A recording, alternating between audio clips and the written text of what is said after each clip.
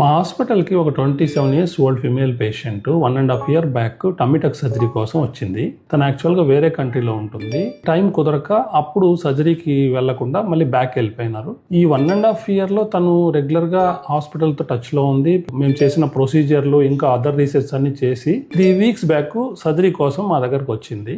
Evaluate చేసినట్లయితే patient చాలా active గా ఉన్నారు, సన్నగానే ఉన్నారు. కానీ తన మెయిన్ కన్సర్న్ అడిగినట్లయితే తను ప్రొఫెషనల్ రీత్యా వెస్టర్న్ వేర్ యూజ్ చేయాలి. తనకి main waist and lower abdominal ఏరియాలో ఫ్యాట్ ఎక్కువగా ఉండడం వల్ల వెస్టర్న్ వేర్ అనేది వాడలేకున్నాను అనేది మెయిన్ కన్సర్న్. లైపో అబ్డామినాస్టీ ప్రొసీజర్ ని తులువా టెక్నిక్ ఉపయోగించి సర్జరీ చేశాము. అంటే 15 రోజుల్లోనే బెస్ట్ రిజల్ట్స్ వచ్చాయి.